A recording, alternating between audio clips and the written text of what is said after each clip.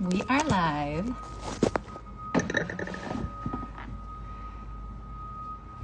Hi, everyone.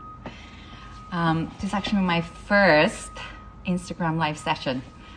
Super excited. Actually, I think it's my second, but the first one was the tiny little thing I did on the roof. So this is my first actual Insta conversation, and I'm going to be talking with Dr. Leah Liss, aka the Shameless Psychiatrist. And she is a double certified child and adolescent psychiatrist. And she's a really good friend of mine. She's amazing. And she deals with kids from toddlers to teenagers. And I've been here in New York City, guaranteed, with a 4-year-old. And I had a lot of questions on what to do, how to make the most of my time at home with my daughter, how to work and maintain my sanity while being at home with her, and tons of other. I have a lot of friends who have similar questions, so I thought it'd be really nice to talk to her and pick her brain and see what a professional has to say. And especially, I saw the news today that it was saying that we actually might be dealing with this for a long time. So New York City schools are canceled till the end of the school year. Summer camps are canceled, and it's like a 50-50 chance that schools are not gonna start again in September. So I kind of really wanted to talk to her and see what we can do as parents to maximize our time with our kids. So she hopefully will be joining in a few minutes. Let's see. I think Leah, hopefully she'll be tuning in.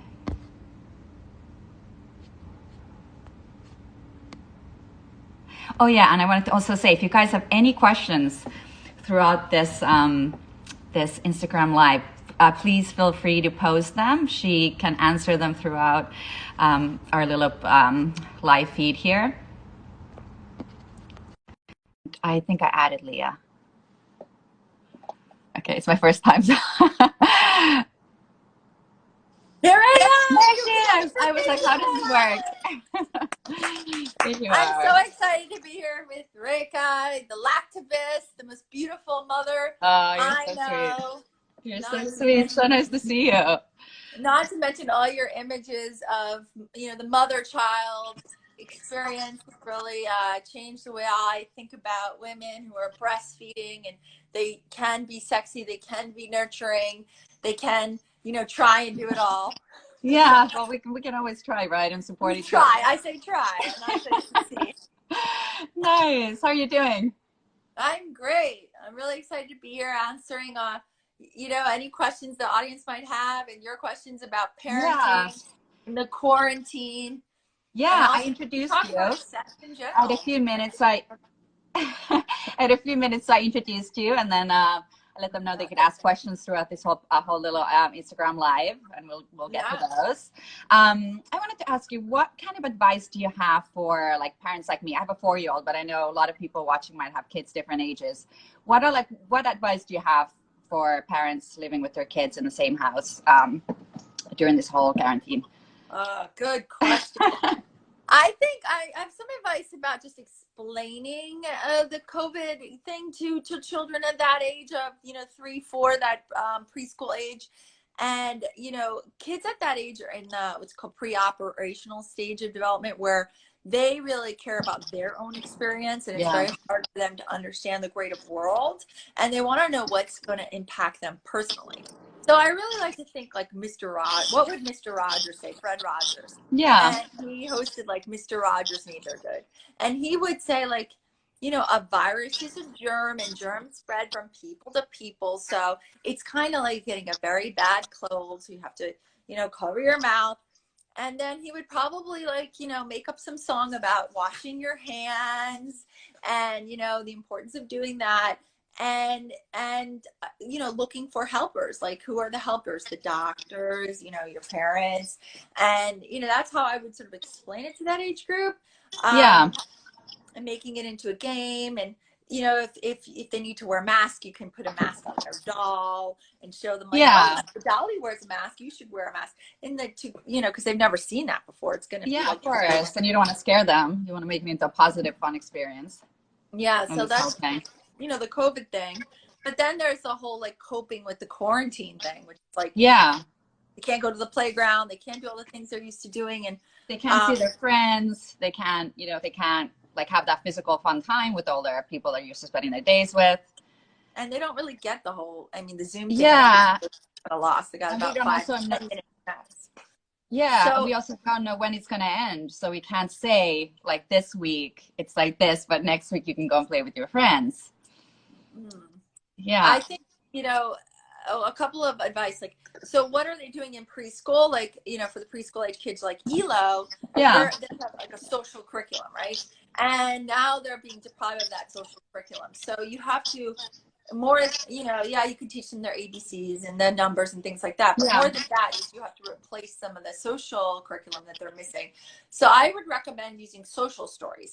And this is actually a tool for autistic kids. Yeah. Where they go through and explain, and there's different curriculums out there that I can put on the chat. But, you know, some of them are like, you know, like reading stories about how to share, reading stories about the importance of being honest, reading stories about the how to recycle or save the earth, or why to do these things. And that can like at least bridge the gap until they can go back to actually in vivo learning how to share.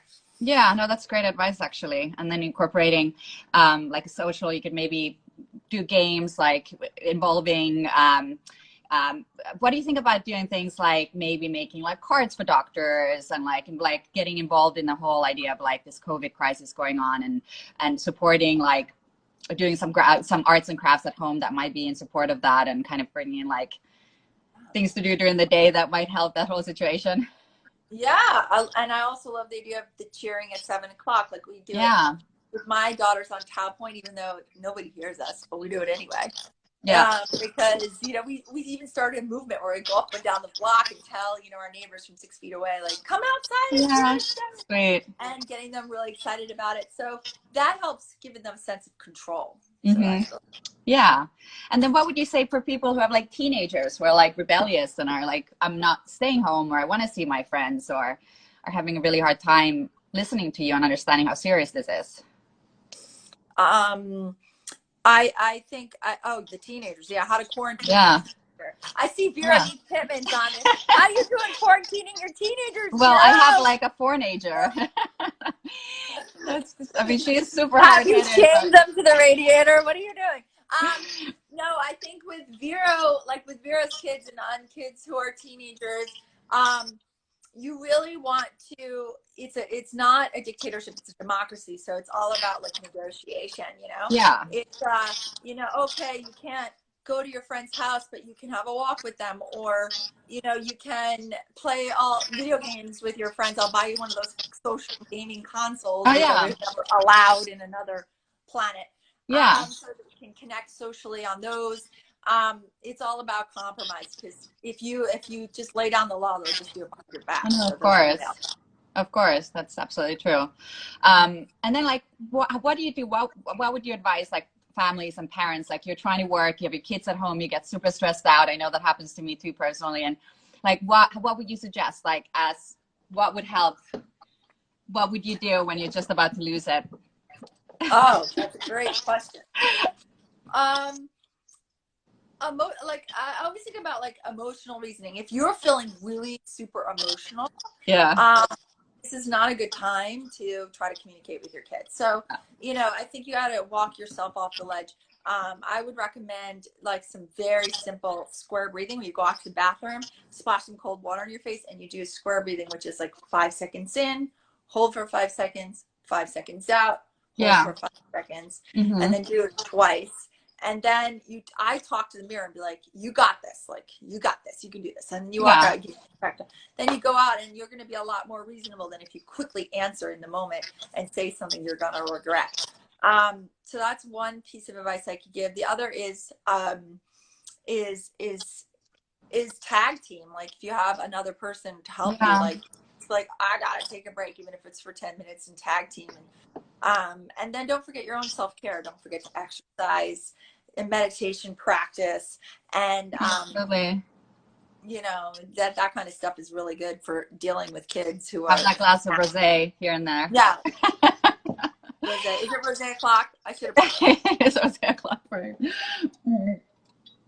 Cheers. Yeah, Emily Camera. So we could all use those breathing techniques. Emily, you'd like this because you're an athlete. Tip skills: temperature, intense exercise, progressive muscle relaxation, and breathing. Yeah.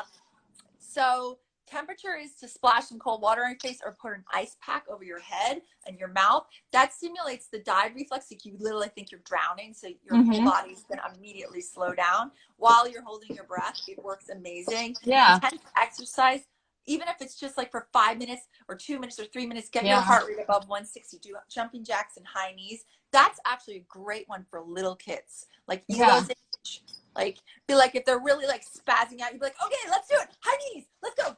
Yeah. Like, they think it's fun, and then they'll calm down after. Yeah, we've been really like struggling too because we run outside every day. We like walk to school, walk from school. We get so much exercise throughout the day, and now we're like stuck inside the four walls. So we've been doing dance parties in the morning, and like, you know, I'm like the monster chasing her and like all this fun stuff. But I definitely notice like if they don't get that physical, if I don't get that physical activity, we're like going crazy in the house, right? Yeah, so you could even like, if you're homeschooling, be like, drop and give me 20, and the whole family like, you know, just 20 push-ups. And, you know, it's just kind of fun. And then another thing I love is progressive muscle relaxation, which means tensing and relaxing muscle groups. Yeah. Starting with the top of the head. For little kids, I do like, you know, pretend there's a fly in your nose and scrunch your nose and pretend nice. Like, you know, big elephant coming, and I could send over some research there too. Big elephant coming, and it's about to sit on your stomach. Tense it. So I tense and relax exercises for little kids. It gets them more grounded because they can't just sit and meditate. You have to do for sure. Make it into a fun game.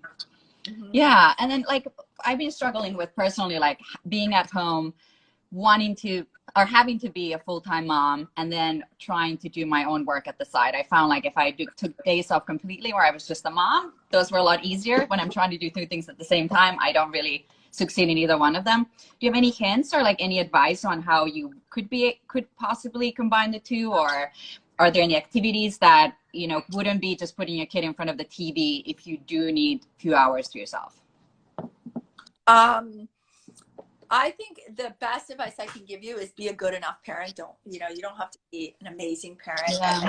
At enough time, you can be a good enough parent a lot of the time. So, you know, I would say when you're parenting and you have time to like homeschool or whatever, put your best into it. But then if you need to take a break, I mean, my kids are on Roblox like 4 hours a day, stupid game. Yeah. And you know what? I'm like, it's good enough. It's the best. If it's raining, what am I gonna do? Yeah, you know? Yeah. Every day is a rain day now. Honestly, it's like every day is a rain day. I mean, what am I gonna do? It's only so much calisthenics I can put them through and dance. And then after that, I'm like, you know what? Just play the video game. It's fine. Yeah. You know, like be a good enough parent, and then when you have the time, try to compartmentalize, because it's also not fair if you're like trying to homeschool and work. It's not really better off like sitting in front of the TV. And then, you know, and then working. Yeah. How many hours do you think is too much screen time? Because I know, like, you know, right now it's not just the games on the TV, but a lot of the schools is on the screen. All the activities that the teachers send are in school. Like even Elo's dance classes, they're doing everything on the screen. So it could be like 12 hours of screen a day. Like, do you have, and this could go on for months. So I wasn't worried about it when it was just a few weeks, maybe a month. And now I'm a little concerned if they're having like 6 months of screen all day. What do you think? Yeah, I mean, I think it's too much screen time. However, this COVID thing is not. Let's not think that this is going to replace real school, because it doesn't. Yeah. So, you know, I don't know what else I can tell you to do. I mean, obviously you can read books to your kid. You can try to have them play, but you don't have a sibling. You know, it's just Elo. So, I mean, you can't invent another child that doesn't exist. So. Yeah. I also think as things, you know, relax, you'll be able to set up play dates and things like that. So you will be able to have more control. But right now, I feel like you just have to be a good enough parent. And don't feel guilty about it. It's okay. They're going to survive. Yeah, we'll survive this. We'll survive this. And then I guess, do you recommend, I mean, we're talking a little about the games and making it fun. Do you feel like there's a way for us to like do activities and do things that strengthen the family, make us closer? Can we use this time to actually come out of it a little bit better than when we went in? Like, any Yes. suggestions on activities? Well, since we can't expand our social network right now, we can look in, right? So I definitely recommend doing some things that will really strengthen the family. The first is the gratitude, gratitude practices. Yeah. Every day, everybody says a couple things they're thankful for. Simply, like, that's a really amazing practice. Another thing would be to talk about, values, things like, your child's young, so like things like why we recycle, why do we do this, and things like also because our grandparents and all that are far away. Yeah. Having your grandparents go and like pull out old pictures and show them to the kid on the screen and tell them stories from their childhood. I'm really encouraging grandparents to get involved in the kids' lives virtually. And my mother started a book club where she gives my daughter $20 to read a book, and they read it together. So they're hanging out. And they're doing like a book club where at the end they talk about it. So they just read Little Women, and you could pick whatever developmentally appropriate book, and then have a book club. And my mother's sending her like a mermaid tale, like as a present. So these are the kinds of things I'm doing. We just got a great question. Hi, Jenny? Hi, Jenny. Well, hi, what would you say for the teens that start getting anxiety for being stuck at home, but doing schoolwork and playing video games, but afraid to go outside?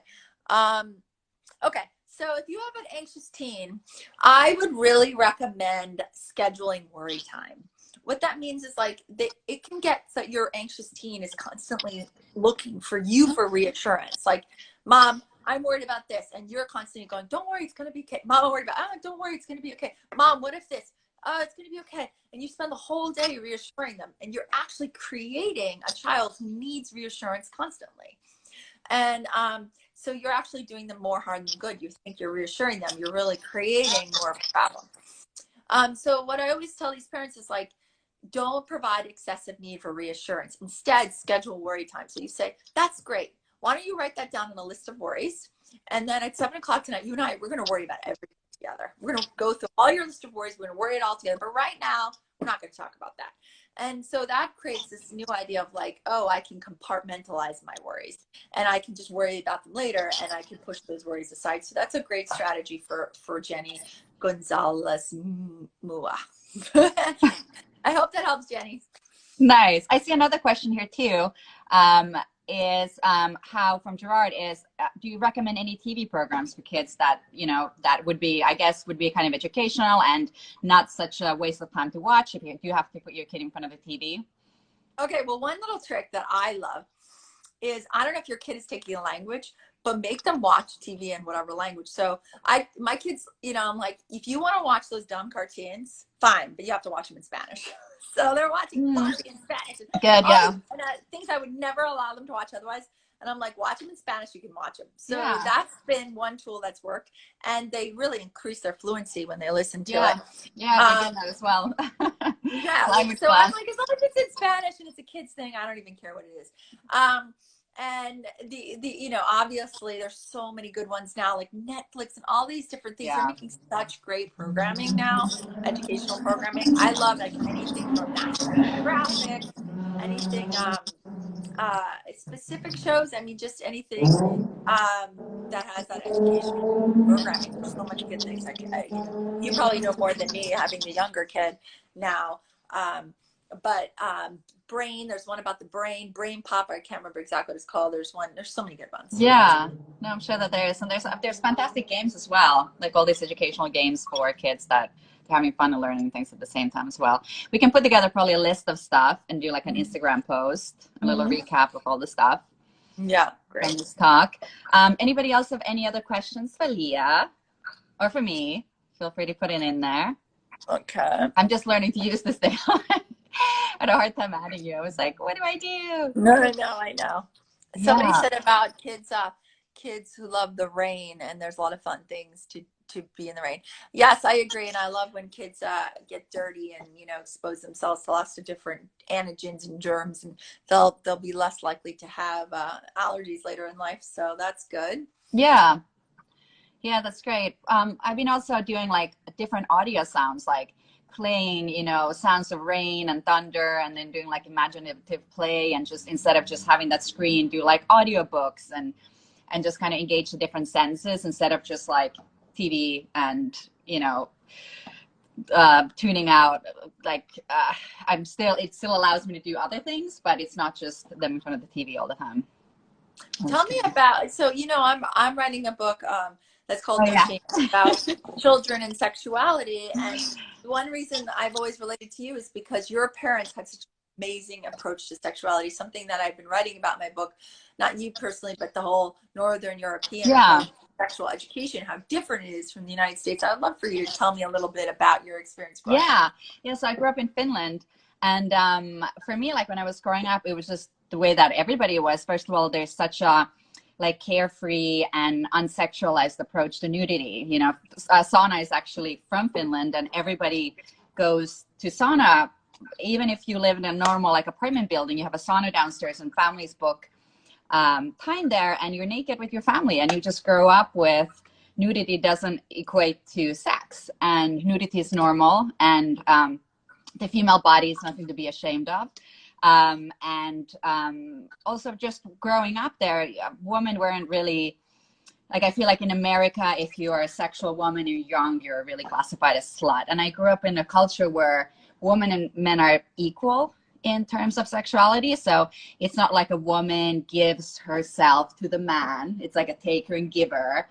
And there's this whole power play on it. It's like women take as much as men take. And it's like you can be a sexually independent woman and like sex, and that's not a bad thing, just like a man can be. So that's a big thing in my work as well.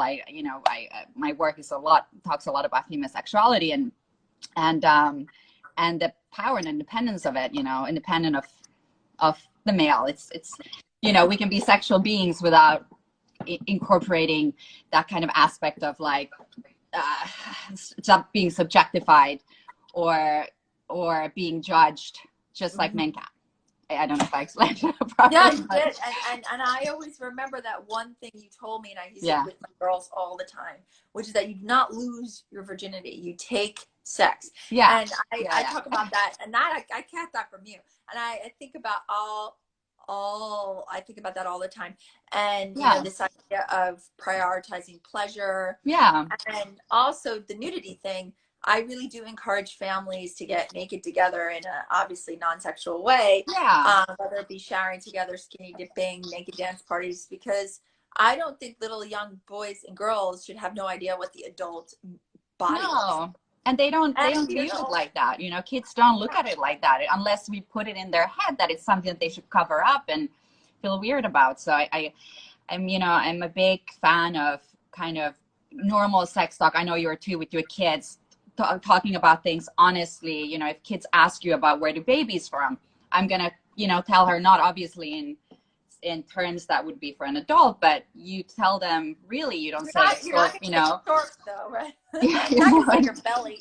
Yeah, and you know, you can be honest about things, and you can be naked, and it doesn't have to be sexualized. Like kids don't, if they see you naked, they're not going to think of sex. They don't know what that is.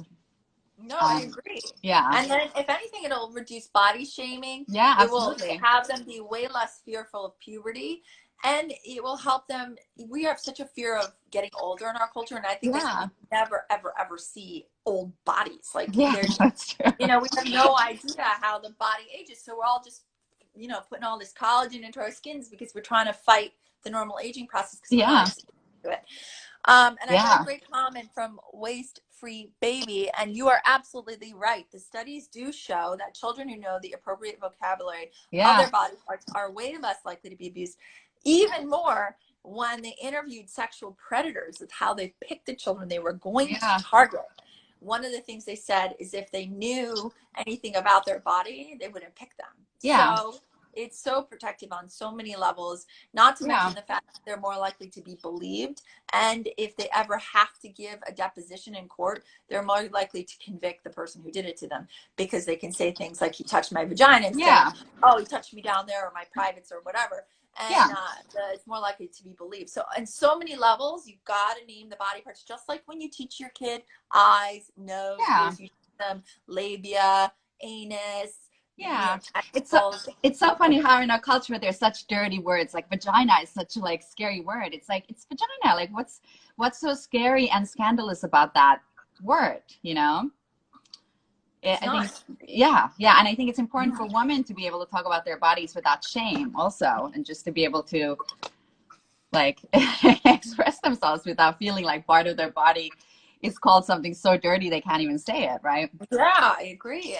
And they name it all these silly things like my liver, or my totally. bug. You know, and it's kind of funny. Yeah.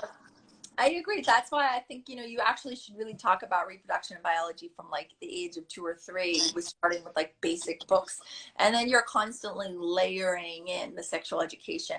The sex talks should be ongoing. You can't sit your 12-year-old down and be like, no, we're going to have the sex talks now that you're 12. It's like, first of all, they probably already heard it. Yeah. Wrong. But second of all, they're going to be embarrassed because they've already internalized so much shame, Yeah. So you got to do it from the start. Yeah, I think in Europe, I think they were saying in Denmark or in Holland, they start sex at like 4 years old, and obviously geared towards 4-year-olds. But they talk about things like that, and I think. And I love in Northern Europe, in different different cultures there, Norway, and they talk a lot about love. They talk about falling in love. They talk about childhood crushes, and they validate childhood crushes. They say, oh, do you like that person? Oh, do you have a crush? Do you even love? And it's not poo-pooed like, oh, a kid can't have a crush.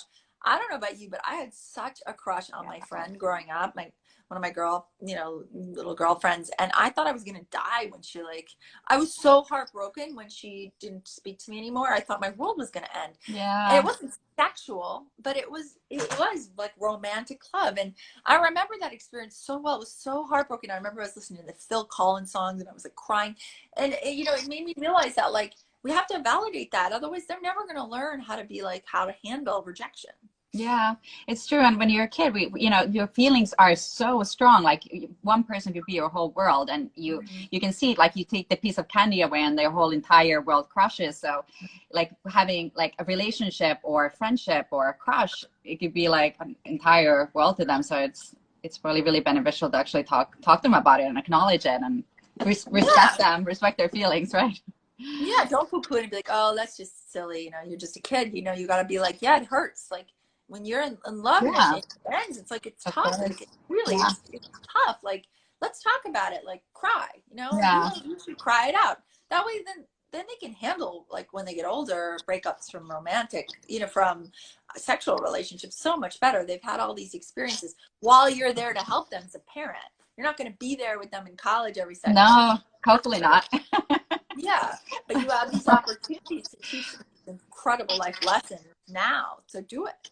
Yeah, no, that's true. So your book that you have coming out in September, right? Or is it? Yep. Yeah, perfect. Tell us a little bit more about that. What are some of the topics that you're talking about or writing about in the book? Thank you for asking. Like, it's about that sex talk should be ongoing. So it really lays out the developmental process of what you talk about during every stage.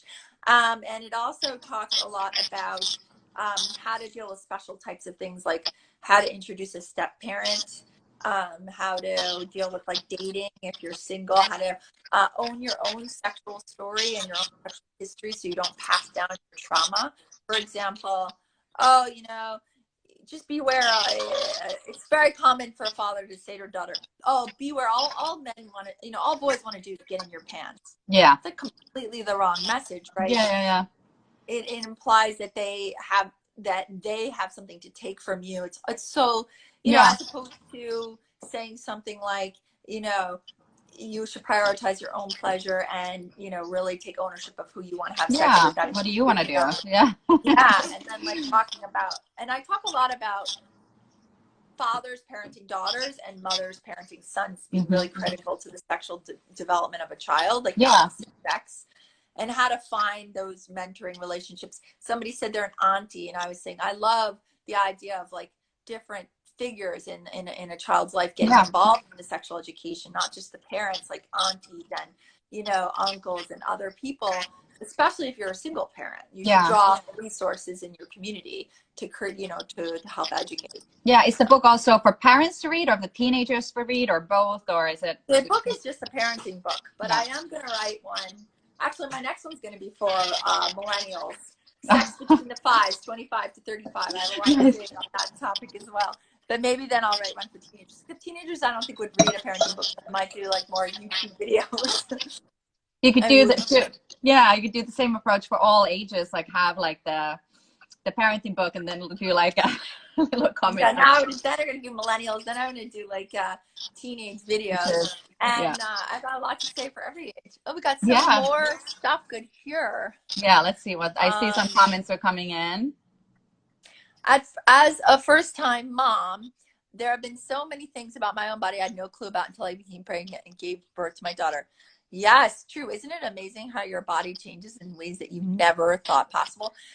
Which brings you to another topic you brought up, which is why don't we encourage our children to masturbate or be more free about it? The Northern European approach is if they see a child masturbating up until the age of like 8, they don't even comment on it. Yeah, they let them do it. And I mean, definitely, you don't say don't do it. I mean, you definitely don't shame the kid for it. You just kind of let them. Yeah, they just let them do it, and only like after a certain amount of time, they figure they'll pick up on the subtle cues not to do it in the middle of dinner.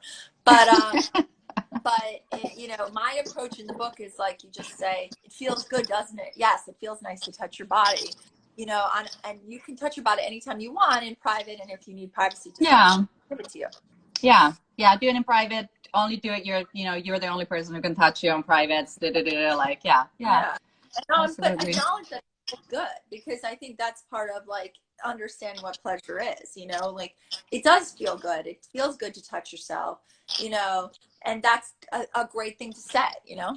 Yeah, and I think it is important for. I feel like men discovered that a lot easier. Boys discovered that a lot easier, and even a lot of my older female friends, they never masturbated or didn't know how to masturbate, or like, I guess they never got, you know, encouraged, or they felt like it was shameful, or and I think it's important for women to feel comfortable about their bodies and do it. Like, I'm a huge fan.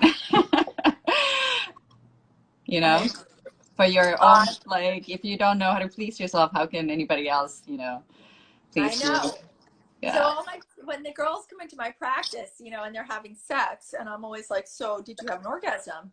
And they look at me and usually say no, because they're young. And then I say, okay, well, do you orgasm for masturbation? And a lot of them look at me like, I never masturbated. I'm like, so you've had sex, but you never masturbated? And they're like, yeah. Yeah. Okay, homework assignment. You know, yeah. I feel like there's like shame in it. That works. I've heard so many women say like, I'm not desperate. I don't need to masturbate, which is just like a crazy concept. Like, it's got nothing to do with being desperate, honey. It's like self-care. It's basics. Yes. It's so exciting. You know, this basic stuff of learning their bodies. And, you know, I had some interesting questions like, should I buy my daughter a vibrator? You know, people ask me that over the years. And, you know, I feel like if you and your daughter want to go to a sex toy shop and look around, and, you know, they're, you know, obviously of age, you know, you know, above 15, you know, and buy some vibrator. I think it's a great mother-daughter outing. And I think talking about masturbation is fine. I mean, it's up to your comfort level.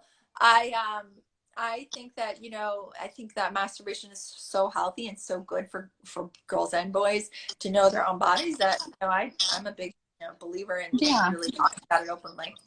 Yeah. And then I think there's also a fear, like if you talk to your, let's say, teenage daughter about sex and sexuality and masturbation, and you go like sex toy shopping with them, or whatever the level of comfort is, they're going to become this like sex crazed, you know, I feel like there's like fear that like if you keep it hush hush, then maybe, you know, they'll be healthier. And if you actually talk about it, if you bring it up to attention, it's going to like blow out of control. I feel like there's like an attitude like that. Do you have any thoughts on that? Is talking about it a good thing, or does it, yeah. I mean, I think they're deep at its heart is this misogynism or this idea that, you know, that's gone through all of history. Yeah. That if you 100%. empower a woman's sexuality, they're going to go out of control. They're going to become hysterical. And it's like, it's so misogynistic. It's so 100%. So many levels. Yeah. You know, it's so deep rooted in our fears about women and, Yep. you know, what would happen if they gained power. You know, the reality is, you know, if they were empowered about their sexuality, we wouldn't have nearly as much rape and all that stuff, because they would know to be like, get out of my face. You know, I can't even tell you how many teenage girls walk in my office. They weren't raped, but they were just coerced because they didn't know how. They didn't have the language. They didn't know how to say no. Yeah, they just never were taught, and they didn't like it, and it didn't feel good, and they still let it happen. Yeah, which is like horrifying. And I'm like, well, why didn't you walk out? Or I don't know. You know, I didn't have a ride home. I'm like, Uber. Yeah. You know, it's just like, and I'm like, you gotta, you know. So it's just empower them. Yeah, I mean, I do remember when I was a teenager, right? And there was like this whole group of like older guys that were just like coming on to me when I was like even like 14 and 15, and like grabbing my ass in the subway and like touching me and trying like, you know, trying to pull me into the corner club. And there's like a lot of like this kind of physical and mental assault happening at the same time. And I was always afraid to like scream or speak up or fight. Like I did, but I never felt confident. And I would hope to think like right now, like, you know, over like, I would say like 25 years after, it's a little different. I feel like I'm hoping that women are raised a little bit different. Like I'm definitely raising my daughter differently. And I also feel like movies and TV and internet and all these different things, like I hope that young girls feel more empowered and know that, you know, they can speak up and it's not like a shameful thing to be attacked like on them. You know what I mean? Yeah. And it's not a shameful thing to be very clear with what you want. Yeah. You know, you might want to kiss a partner, and I'm gonna say boy or girl, but that's it. So I'll kiss you in that. Yeah. Respect that's totally fine. You know, Olivia Slice of Life says, I think it's really important to expose little boys to the menstrual cycle. Allow my sons to be witness and ask questions about when I'm bleeding. It's another natural part of our lives. And lack of knowledge is one way women are made to feel uncomfortable about their bodies. Right. Good for you, Olivia. Yeah. I think, you know, there's an example of this kid they call Period Boy, who like in the middle of health class said, you know, that girls should just, you know, put the tampons in their belly buttons. I completely had no idea like anything about the menstrual cycle. Yeah. I'm really embarrassed. So, you know, not only can it avoid a lot of embarrassment because they have no idea what it's like, but I think it's also, you're right, very natural. And you can explain menstrual cycles and what's the point of it, the biology of it. Yeah. And they'll have so much more respect. I mean, my daughters have certainly walked in on me in the bathroom when I was like, you know, changing and seeing the blood. And I just explained to them what it was. I think it's great and natural, and I don't have boys, but if I did, it would be the same. I wouldn't change the way I behave because of the boy. Yeah, but it probably would be an amazing idea for moms to actually talk to their sons about a lot of these issues. It's not just for girls, like, you know. I don't understand why they separate boys and girls for sexuality. Yeah. Totally, like, again, like misguided. Like, throw the boys and girls in together and talk about it together, because why you gotta separate them? Makes no sense to me. Yeah, I mean, I do remember in Finland, I did have sex ed, like probably around the first time in like, I would say like 5th grade or 4th or 5th grade. And we were all in the same room, and they were showing us videos of like, I don't remember all the details, but it was definitely like featured on like sex and pleasure and love and orgasm and all these different things. And I still remember seeing that scene because I was like, they did these waves, and they're like, when you're actually having sex, it's like this wave of pleasure. And, you know, it wasn't, you know, you didn't feel like there was anything to be ashamed of, or it wasn't like, ooh, like when you walk out of that class, like, oh my God, like it was just the way, like you were just learning about biology, right? Yeah, I love it. I mean, I think the approach is so much healthier, and I really want to incorporate that approach to how we deal with it here. Yeah. So hopefully people, after they read the book, Are you getting any negative backlash? Are you getting like haters and saying like, no sex ed, keep kids pure, don't teach them anything? I've gotten definitely a fair share of haters, especially around the feminism thing. That's a very interesting thing. I get a lot of backlash over, you know, you always talk about, you know, you say that, you know, women need to be empowered and express their boundaries because, but what about men? What about men who get assaulted, or men? And of course, I agree that men also can be assaulted, but I think it diverts the attention to the real issues and like the percentages and how many men are really like raped by a woman compared to, you know, so you kind of lose your focus a little. And and I always go back to, of course it can happen, everything like that can happen, of course, but we have to focus on the reality, which is that, you know, both boys and girls need to respect their boundaries, you know. And that we, you know, it's more likely that a girl is going to get assaulted than a boy, essentially, but it doesn't mean it can't happen. So you know, for sure. Yeah, for sure. Do you feel like it's easier to, do you feel like it's easier to be in New York? Do you feel like it's New Yorkers are more open-minded on this, or do you feel like it's I mean, not just New Yorkers, any liberally minded city like San Francisco, Los Angeles. I'm sure that like I'm gonna get a lot more backlash from, you know, people who live in more conservative places. However, I can also change them more. Like if you find the right person and they happen to pick up the book, it will resonate with them in a way that it might resonate with someone who's I mean, those areas is the way you can actually make most change, right? I feel like when my whole breastfeeding thing came out and breastfeeding in public, I never even thought about it because New Yorkers, like, I breastfed everywhere. Like I was like like there was not a place that I wouldn't do it. And then I actually was surprised in like some places in Europe were just really conservative. People are like, your breast should not be used for breastfeeding. Nipples are bad. Like babies should be getting a bottle. You should not breastfeed anywhere where people can see your breast. Like really strange. And like, it was a complete shock and surprise to me that 2018, 19, people still have these ideals in like England, like, you know, many parts in America, all this stuff. So, but it raises interesting conversations, I guess. Well, it's good for them to see you doing it. Because you are a beautiful, empowered woman, and they had to think about it for a second and make a judgment, and maybe they learned something. So, right on. I loved all those beautiful photos of you and brats, and you know, I was like, So I think that you're changing the world in your way. So are you, lady. Cheers to that. Anyway, so let's do one more question and then we can sign off. What about human values that kids are losing nowadays with what they see around their world? What about human values topic? Maybe saying what kind of morals or what kind of human values are kids losing right now? Do you think that's the... Yeah, I mean, I don't know exactly what you mean, but